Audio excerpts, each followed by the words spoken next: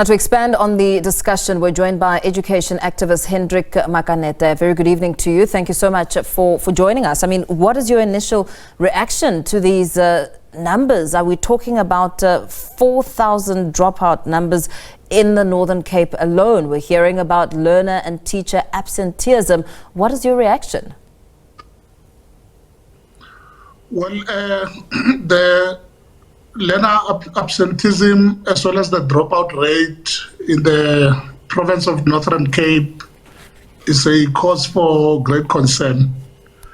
And there is no doubt that, the higher grades, such as grade 8, 9, and 10 are involved. And I think it talks to lack of academic support at that level. Because if so many learners are dropping out, it simply means that most of them cannot cope with the curriculum. And for us, that is a cause for concern.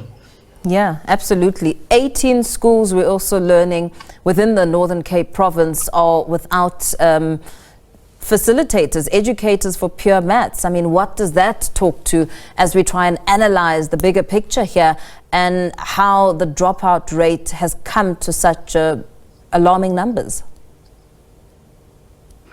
Well, there is no doubt that, mathematics continues to be a scarce skill subject.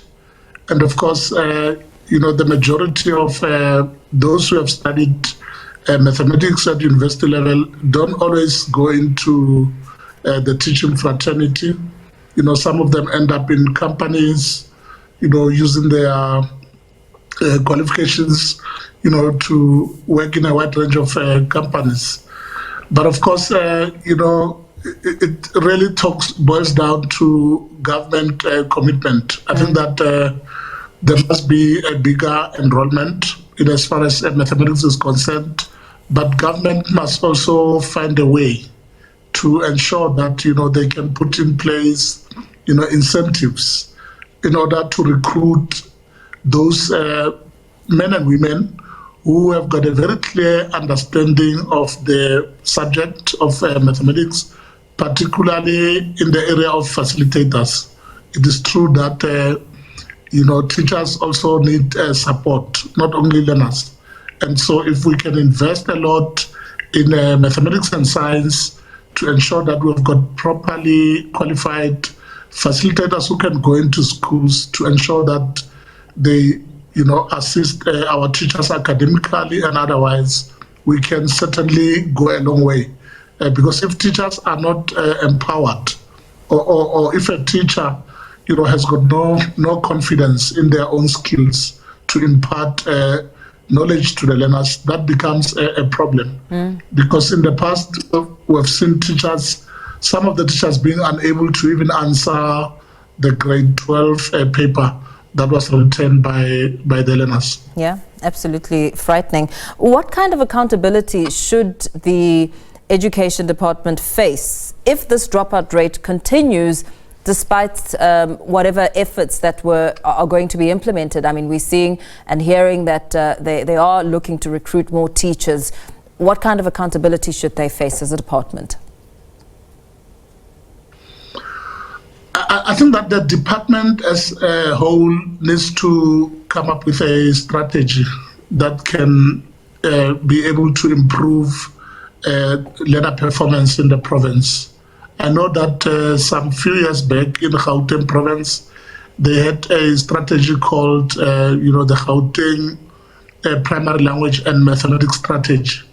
In that strategy, a wide range of NGOs which are involved in mathematics were brought on board. And, mathematics coaches ranging from highly qualified graduates from a wide range of our universities were roped into the program. The MEC back then, Barbara Chrissy, was able to make a meaningful contribution using that particular strategy. So I think that the Northern Cape Education MEC should consider, developing a mathematics strategy for the province with a view to ensuring that learners can be able to improve performance. Yeah, absolutely. Do you think that schools and educators alike are adequately equipped to deal with some of the early warning signs that perhaps this group from December, we're learning, might not return come the new academic year?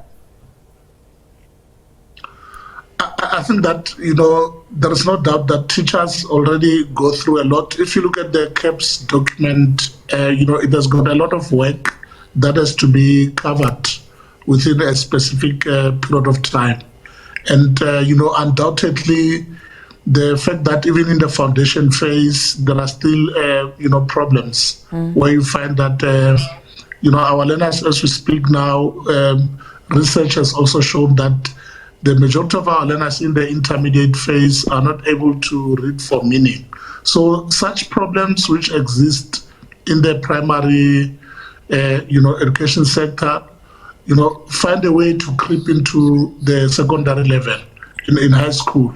That is why you find that at the later stage, our learners are not able to cope. So yes, schools are not really equipped as such. There is really a need for an overhaul of the system to make sure that learners start earlier rather than to focus on high school when they're about to exit the system.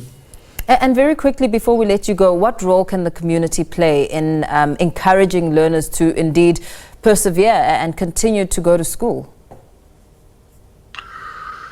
The community has got a much bigger role, to support learners. Remember that learners are members of communities along with their parents. Yeah.